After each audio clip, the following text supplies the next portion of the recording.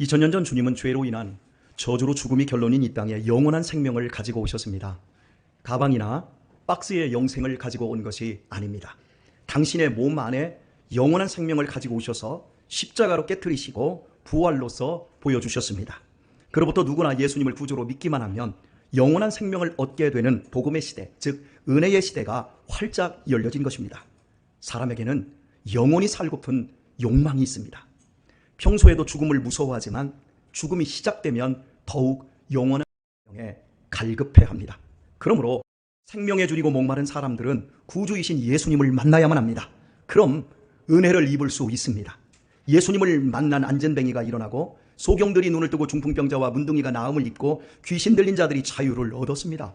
헤아릴 수 없을 정도로 많은 사람들이 불치 혹은 난치병에서 치유를 받았습니다. 그것은 예수님의 영생의 능력 때문이었습니다. 영원한 생명이신 주님 앞에서 죽음을 불러오는 병쯤은 문제가 되지 않았던 것입니다. 심지어 죽은 사람이 살아났습니다. 주님은 나인성의 죽은 과부 아들을 살려내셨고 죽은 지 나흘이 지난 나사로를 살리기까지 하셨습니다. 이 같은 은택을 입은 사람들을 뭐라 표현해야 될까요? 물이 없어 죽어가던 사막에서 오아시스를 만난 것과 같습니다. 예수님은 죽음의 땅인 이 세상에 참된 오아시스입니다. 참된 생명에 목마른 자는 누구든 예수님을 마실 수 있습니다. 그리하면 시원해집니다. 예수님을 마시면 영원히 목마르지 않습니다. 자동차를 대형으로 바꿨다고, 집을 더 큰 집으로 바꿨다고, 내가 더 높은 직급에 올라갔다고, 내 연봉이 더 많다고 이 안이 채워지지 않습니다. 시원해지지 않습니다. 더욱더 목마라집니다. 이유는 사람은 그것으로 우리의 내면 영혼을 채울 수 없기 때문에 그렇습니다. 그래서 진정으로 예수님을 만나고 예수님을 오아시스로 경험한 사람은 영원히 목마르지 않습니다. 예수님을 믿는 사람의 심령에는 언제나 생수의 강이 흘러 결국 그 사람의 지정의의를 바꿔버립니다. 그 사람의 인생의 목적을 바꿔버립니다. 그 사람의 삶의 본질을 바꿔버립니다. 그 사람의 성품을 바꿔버립니다. 그 사람의 인격을 바꿔놓습니다. 니고데모와 사마리아 수가성에 불행했던 여인이 참된 생명이신 예수님을 만나고 그 인생이 완전히 바뀐 것처럼 말입니다. 오늘 본문 39절은 생수의 실체가 예수님을 믿음으로 받게 될 성령이라고 말씀하고 있습니다. 생수는 성령이십니다.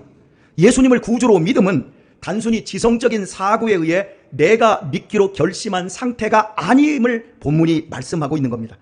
예수님의 영이라고도 다른 본문에서 표기되어 있는 성령님께서 사람 안에 들어온 것입니다.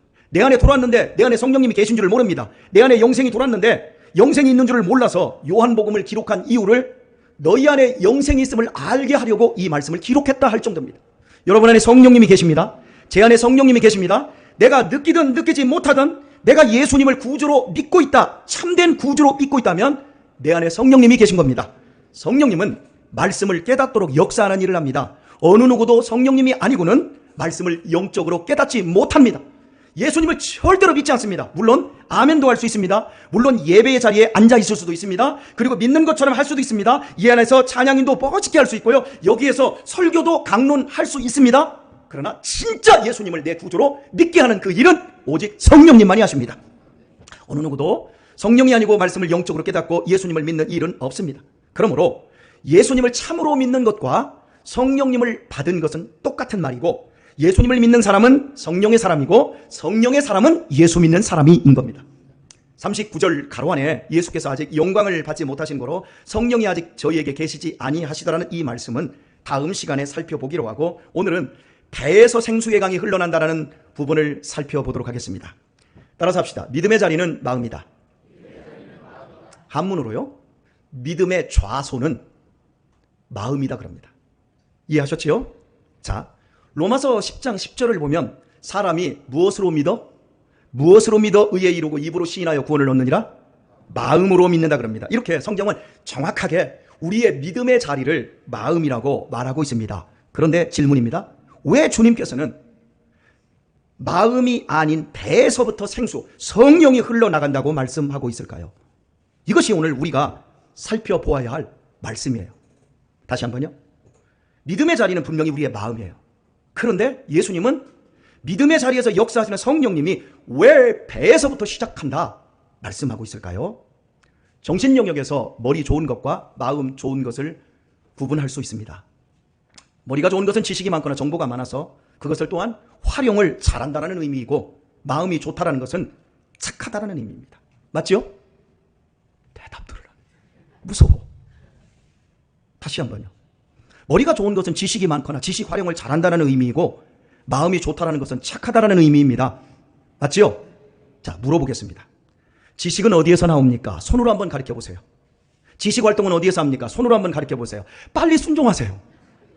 한번 해보세요. 엉덩이 가르치지 말고. 지금 손이 엉덩이에 있잖아. 다 여기를 지금 가르쳤어요. 네, 틀림없습니다. 그럼 묻습니다. 착한 마음은 어디에서 나옵니까? 됐습니다. 다 가슴을 가르쳤어요.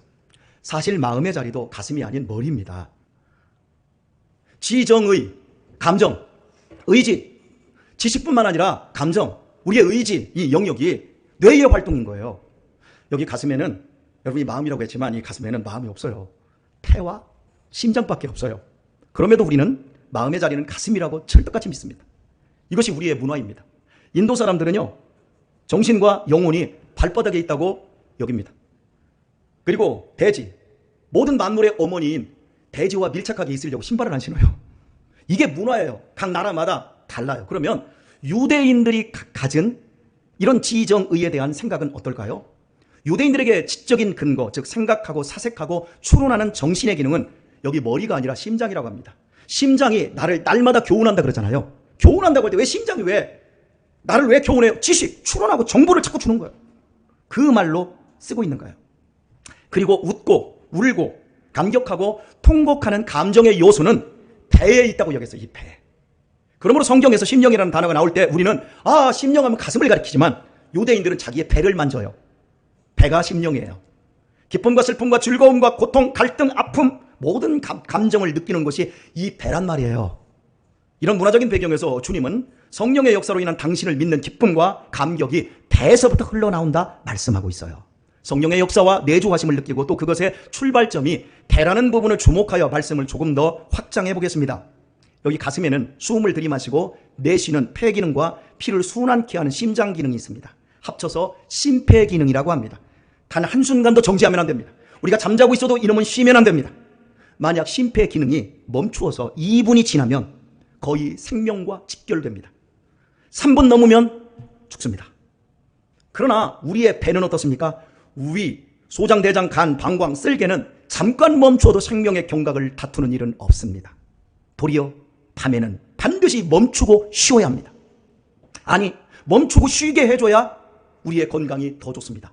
밤에 야식을 먹어서 배 땡땡하게 부른 사람들, 그 사람들 오래 못 삽니다. 반드시 문제 생깁니다. 이렇듯 배에 있는 장기들의 기능은 심장과 폐처럼 생명 유지와 직결되어 있지는 않습니다. 하지만 즐거움이라는 차원으로 생각을 하면 양상이 전혀 달라집니다. 입에서부터 그놈의 혓바닥을 통해서 만난 것이 목구멍으로 쑥 들어가서 배를 채우는 포만감이야말로 인간이 느끼는 원초적이고 근본적 즐거움입니다. 아무리 재밌는 영화를 보더라도 배고프면 재미가 없어요. 아무리 좋은 사람을 나를 행복하게 해줄 사람을 만나도 내가 3일 굶고 만나면 그거 아무짝에 쓸모없어요.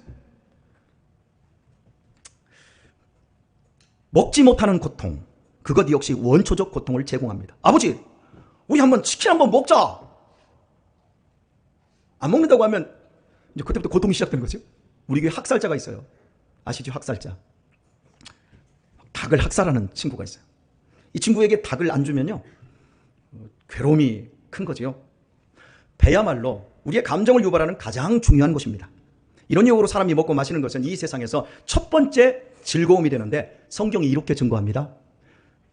디도서 1장 12절을 보면 그레데인들은 항상 거짓말장이며 악한 짐승이며 배만 위하는 게으름장이라 하니, 배만 위한대요. 그레데 사람들. 빌립보서 3장 19절 말씀을 이렇습니다. 저희의 마침은 멸망이요 저희의 신은 배요. 자기의 신이 배래요. 우리의 배가 신이래요. 그 영광은 저희의 부끄러움에 있고 땅에 이를 생각하는 자라. 먹고 마시는 것을 죄악시하고 있는 것이 아닙니다. 오직 자기 배만 채우는 삶을 부끄러움으로 지적하고 있는 겁니다. 로마 제국이 융성하던 시대에 로마 시민들은 과도하게 먹고 마셨습니다.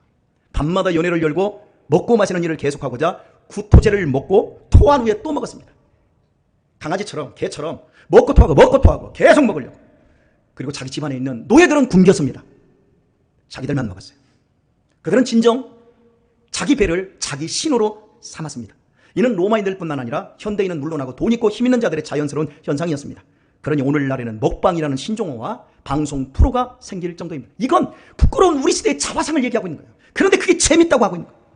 우리가 배 채우는 걸 우리가 조금 줄이면 우리의 몸에 다이어트를 다 할 수 있고, 우리가 여러 가지 살 빼겠다고 하는 그런 에너지들을 우리가 조금 줄이기만 하고 그 에너지들을 저 북한에 보내면 북한 우리의 동포들까지 다 잘 먹고 잘 삽니다.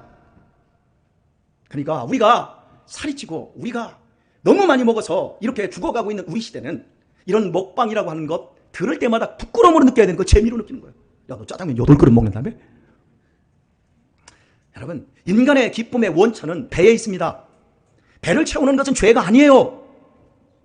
내 배만 채우는 게 죄지요. 그리고 채워서도 내가 나를 죽이는 대로 가는 게 죄인 거지요.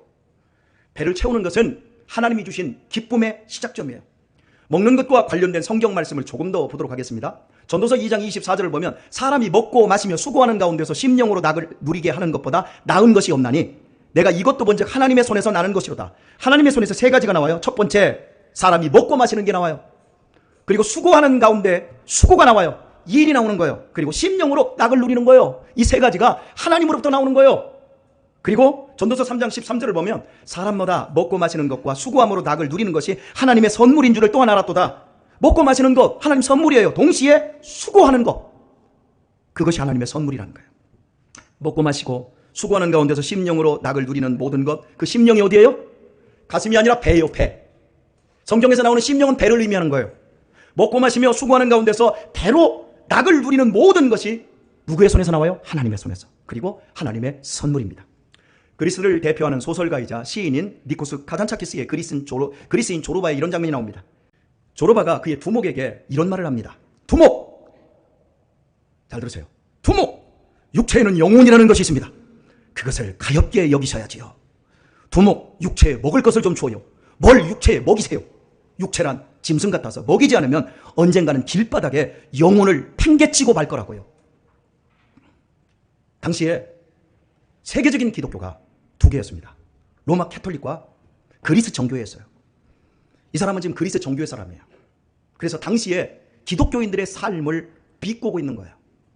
금식하는 것이 경건의 능력이고 먹는 것은 경건치 않은 것으로 치부를 했습니다. 경건하려면 굶어야 했습니다. 그래서 굶는 경쟁이에요. 고행하는 금식이 유행이었어요. 우리나라도 저 청년 때까지도 그랬어요. 교회에서 금식기도 했다 하면 가장 경건한 사람이었어요. 40일씩 굶어야 더욱 센 경건을 가진 것으로 인정해 주었습니다. 아닙니다. 먹는 것은 하나님의 손에서 나오고 하나님의 선물이에요. 배를 채우면 축복이에요. 아니, 배를 든든히 채우는 건 경건의 시작이에요. 우리에게 먹을 것이 있고 오늘 먹고 소화가 잘 되었다고 한다면 하나님의 은총을 받은 거예요. 먹을 것이 있음에도 감사치 않고 더 큰 경건을 얻을 목적으로 금식하는 것은 하나님을 기만하는 행위예요. 이런 사람은 참된 기쁨을 누릴 수가 없습니다. 그러니 겉으로는 경건한 척하지만, 겉으로는 사람 좋은 척 흉내를 내지만 속은 따뜻한 감정을 가질 수가 없어요. 굶은 사람은 절대 사람이 너그러울 수가 없어요. 배고픈 사람은 절대 사람에게 호의를 베풀 수가 없어요. 결국 금식은 많이 해놓고 먹을 것을 제대로 채우지 못하니 마음이 따뜻하지 않으니까 교회 안에서 미움과 시기와 상처로 싸움이 득세하여 영혼을 바닥에 팽개치는 일들이 그동안 우리 한국교회에 많이 일어났던 거예요. 잘 먹어야 합니다.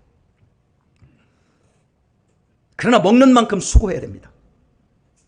수고도 안 하고 먹으면 안 돼요. 일하기 싫으면 먹지도 말라 그래요.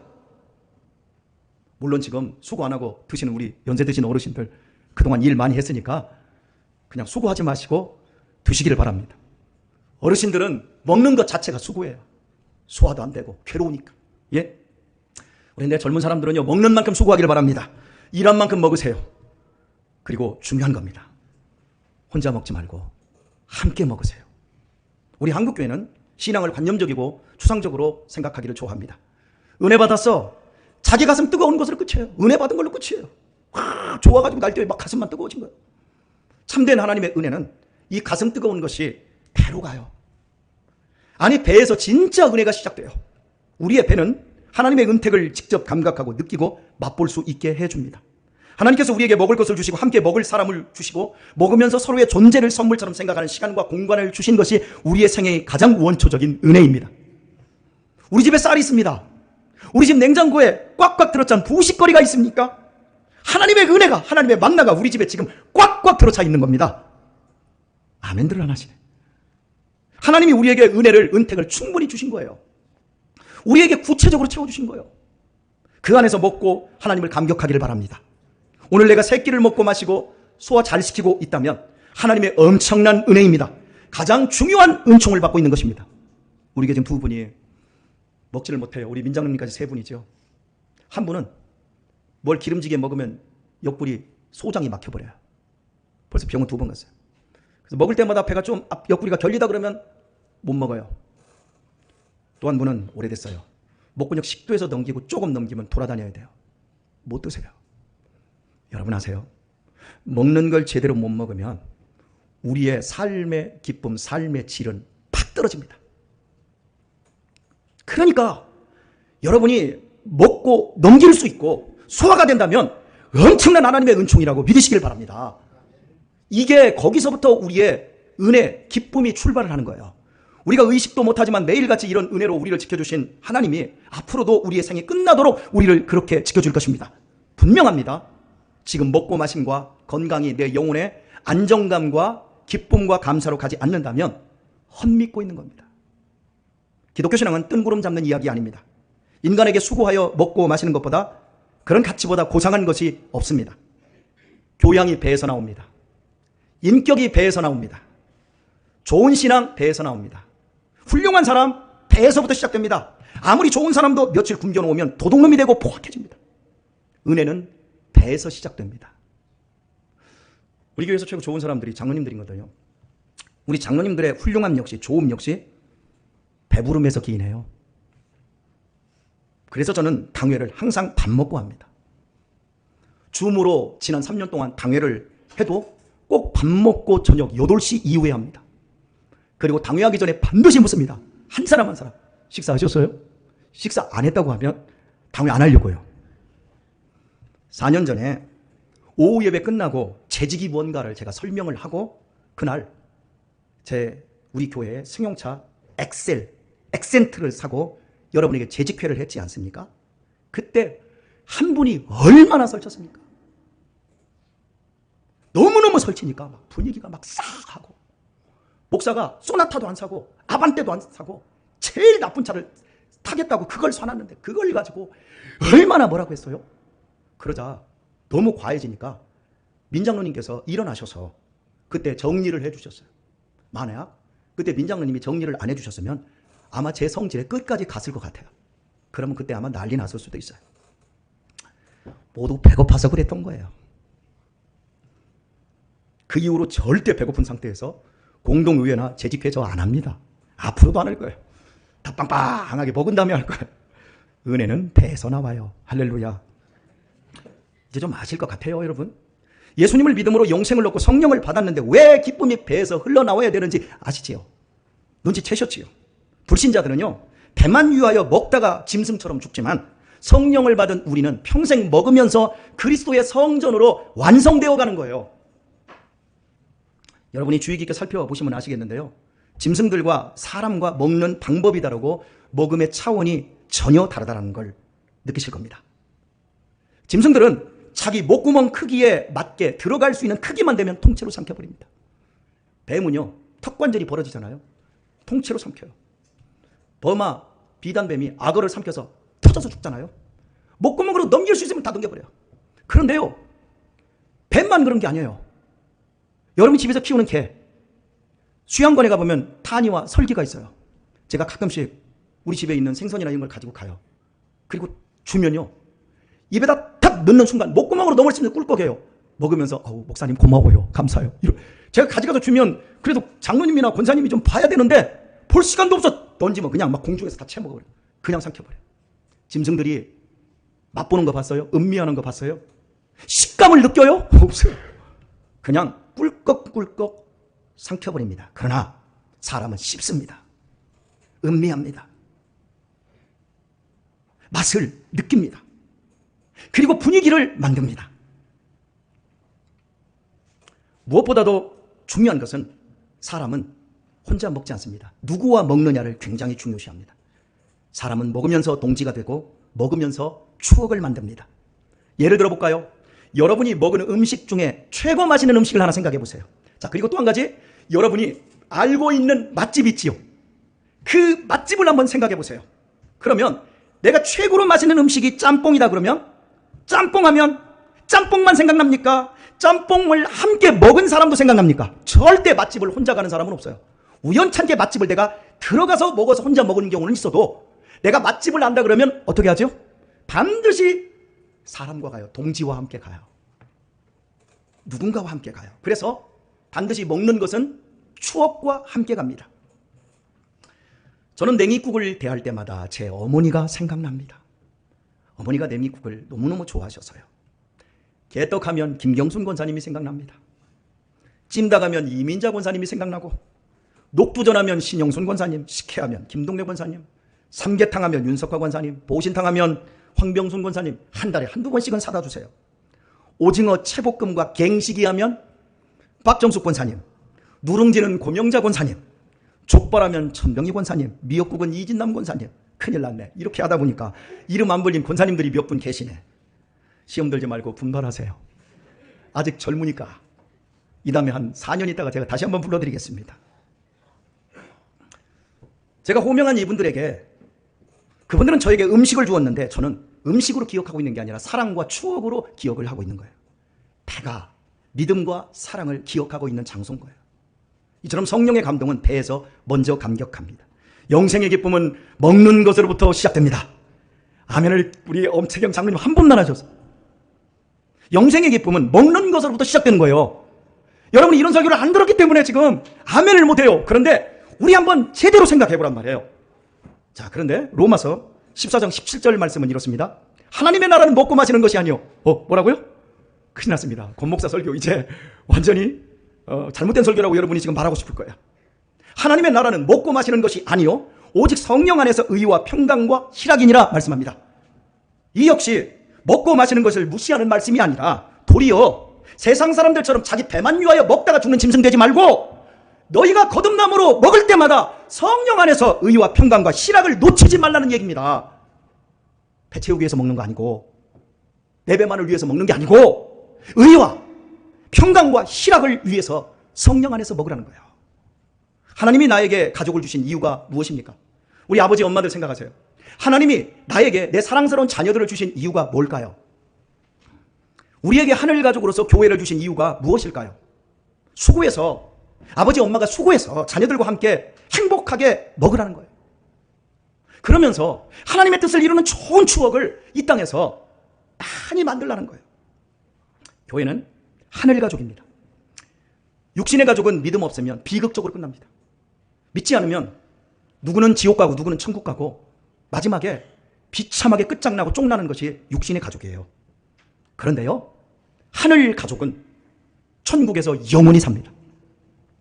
가족의 특징은 기쁨과 즐거움도 함께하지만 아픔과 상처와 갈등도 함께하며 성장하는 곳입니다. 여기 우리 집 세 아들이 다 있네요. 얘네들이 잘 놉니다. 다른 집 애들하고 놀 필요 없어요. 우리끼리만 놀아도 충분히 행복하게 놀 수 있을 만큼 우리 집은 숫자가 많아요. 그런데요, 얘네들이 안 싸우는 날이 거의 없어요. 울고 물고 아주 난리를 칩니다. 죄송합니다. 그대로 옮겨볼게요. 아버지, 저 새끼 왜 입양해가지고 이렇게 힘들어요? 나까지만 하면 되잖아. 야, 이 새끼야, 너도 똑같은 놈이야, 인마. 우리 이러고 살아요. 그런데 그렇게 싸우다가도 형 어딨어? 또 찾아요. 유아 어딨어? 또 찾아요. 그러면서 또 놀아요. 분노하며 이빨을 갈 때는 언제고 또 찾아 또 챙겨줘요. 밖에 나갔다잖아요. 그러면 이게 없으니까 또 먹을 것도 또 챙겨놔요. 얘네들이 대판 싸우고 막 징글징글하고 막 이러면서 나한테 대들어도요, 얘네들이 집을 나가는 법은 없어요. 저도 그럽니다. 가끔씩 막 힘들면, 야, 인마 나간다. 나도 네 아버지 하기 싫어. 너무 힘들어. 그래도 안 나가요. 왜요? 가족이니까. 교회는 학교가 아니고요, 교회는 학원이 아니에요. 교회는 친목 동아리 아니에요. 때려칠 수 있는 게 아니에요. 여러분이 교회를 가족으로 경험하지 못하면요, 평생 기쁨과 행복을 잃어버려요. 교회를 하늘 가족으로 여러분이 경험을 하고 살아야 돼요. 그 사람이 인생이 든든해지고요, 행복해지는 거예요. 오늘날 현대교회는 하늘가족된 이 정체성이 희미해지기 때문에 점점 힘을 잃어버리고 다음 세대가 교회를 버리게 된 것입니다. 우리가 지지난주에 수양회를 갔을 때 다른 교회에서 오신 분들이 몇 분 계셨잖아요. 그분들이 저희와 2박 3일 함께 먹고 함께 있으면서 느낀 게 뭐냐면, 목사님, 여기 송탄장로교회는 가족이에요. 가족 같아요. 그분들이 잘못이에요? 우리가 잘못이에요?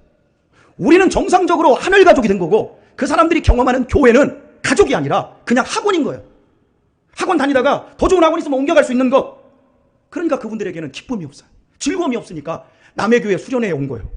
그리고 덩달아 끼는 거예요. 자기는 없으니까. 여러분, 중요한 원리예요. 가족에게 있어서 제일 중요한 일은 먹는 일이에요. 그래서 가족은 먹을 식자, 입고자를 써서 식구라고 해요. 식구가 되지 않은 사람들이 여기 교회 와서 밥 안 먹고 그냥 내빼시는 분들 계시죠? 죄송합니다. 우리 지혜 엄마는 그냥 집에 가서 빨리 밥 챙겨줘야 되니까 이해를 합니다. 엄마가 안 챙겨주면 안 되니까. 근데 그 외에 그냥 내빼시는 분들 회개하세요. 여기는 하나도 없지요? 오늘 점심 맛있게 드셔야 돼요. 아무리 힘들고 갈등이 있어도 잘 먹기만 하면 자라나게 됩니다. 우리 애들이 지금 이렇게 치고받고 싸우잖아요. 그래도 엄마가 해주고 아빠가 챙겨주는 밥을 잘 먹으면 얘네들이 철이 들까요, 안 들까요? 철이 들면 지들 형제만큼 든든한 존재가 있을까요, 없을까요? 없어요. 지연이 연아도 겁나게 싸웠어요, 어린 시절. 근데 지금 보세요. 얼마나 서로 좋은지. 내은이하고 경훈이도 겁나게 싸웠어요. 아니, 내은이가 겁나게 거시기에 눈으로 막. 그래도 얼마나 지금 형제간의 우애가 돈독하고 좋습니까? 이게 가족인 거예요. 철이 들 때까지 기다려주는 거예요. 먹이면서. 그러면 이보다 더 든든한 존재가, 세상 슬프고 고통스러운 이 세상 속에서 이거보다 더 좋은 존재가 없는 거예요. 안 먹고 가지 마요, 여러분. 그러므로 교회는 가족이기 때문에 누군가는 밥을 준비해야 되고요. 또한 모두가 함께 밥을 먹어야 되는 거예요. 각셀에서 준비하는 식사로 우리는 매주 성령의 감동 속에서 의와 평강과 희락을 배에다가 차곡차곡 쌓아가고 있는 중입니다. 할렐루야. 성령님은, 생수는 강단에서 나오지만 이 성령님이 흘러가는 것은 여전히 이 여러분이 헌신하여 준비한 그 어줍지 않은 식사를 통해서 이루어지고 있는 거예요. 그러므로 제가 권면드립니다. 다른 교회들이 점심밥 안 한다고 그런 교회 절대 부러워하지 마세요. 하나님의 은혜를 저들은 저버리고 있는 거예요. 스스로 시들어가고 있는 거고, 자기의 자녀들에게까지 영원한 생명이 흘러들어가는 그 일을 게으름 속에서 그들이 버리고 있는 거예요. 그러니 여러분만큼은 주일에 수고와 정성을 아끼지 말고 밥 맛있게 하기를 권면합니다. 남자들만 하면 안 해요. 지금은 군대에서 너무나 잘 먹지만 30-40년 전에 군에 입대하여 훈련받을 때 식단이 너무나 부실했어요. 제가 32년 전에 군대 들어갔을 때 훈련소에서 나오는 반찬이 뭔 줄 압니까?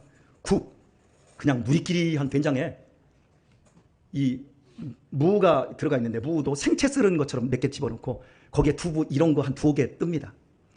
그리고 김치도 없어가지고 양배추 대충 묻혀가지고 서너 개 넣은 거예요. 그거 가지고 밥만 이만큼 먹을 수가 없는 거예요. 그거 먹고 훈련 그렇게 세게 받으면 한 10kg 이상 몸이 살이 빠질 정도로 6주 8주를 그러고 있잖아요. 동기들끼리 훈련 받다가 모여가지고 저녁에 딱 내 목 안에 누워가지고 하는 얘기. 야, 너 어디서 왔냐? 나 대학 다니다 왔다. 막 경상도, 막 전라, 별의별 얘기 다 하다가 마지막은 야, 저 달을 보니까 호떡으로 보인다. 먹는 얘기로 끝나요. 배고프니까. 그래서 그때 먹는 얘기로 끝나면 뭐라고 하면, 휴가 나가면 삼겹살에 족발에 김치찌개에 라면에 침이 질질질 흘려요. 먹는 얘기밖에 안 해요. 그래도 우리 어머니가 해준 밥이 제일 맛있었는데. 이 얘기예요. 지금 수고하고 애쓰는 우리 여자 성도님들, 여러분의 수고가 헛되지 않습니다. 여러분은 지금 다음 세대에게 최고의 추억을 선물하고 있는 거예요. 여러분의 그 힘든 수고를 통해서 성령의 감동이, 영원한 생명이 다음 세대에게 흘러가고 있습니다. 이 허무하고 이 쓸쓸한 세상에서 우리에게 허락된 가장 큰 은총이 바로 우리의 배에서 시작되고 흘러가고 있다는 걸 놓치지 마세요. 우리는 하늘 가족입니다. 우리는 학원생이 아닙니다. 우리는 신앙의 동아리가 아니라 우리는 하늘 가족입니다. 우리 남은 생에 함께 먹고 함께 추억을 만들어 가십시다. 서로에게 유익한 존재가 되어 가십시다. 서로서로를 배부르게 하고 복되게 하는 사람이 되십시다.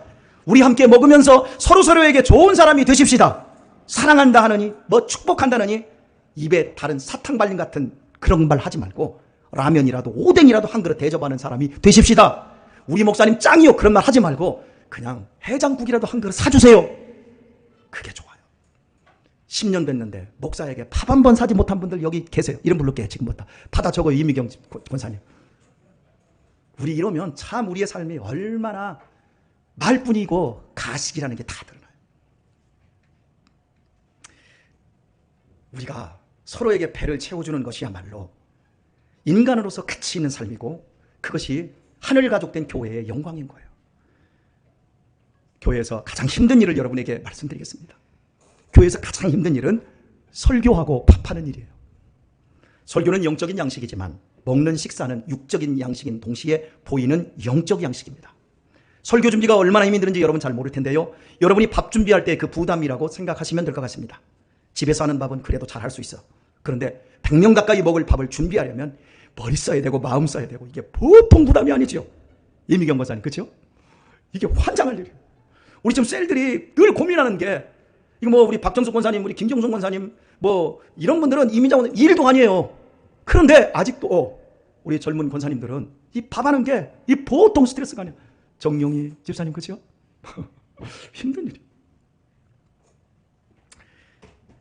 마음의 부담이 큽니다. 뿐만 아니라 식사를 힘들게 준비한다고 그것이 끝이 아니에요. 준엄한 심판이 기다리고 있어요. 잘했느니 못했느니 맛있느니 있지 아니. 여러분 맛있다라는 소리를 들으면 감격하지만 그래도 힘들지만 보람을 좀 느끼잖아요. 그런데 꼭 이런 사람 푼수들이 있어. 이런 걸 먹으라고 만들었냐. 이런 말을 들으면 정말 힘 쪽 빠집니다. 수고하고도 욕을 먹어야 합니다. 그렇죠?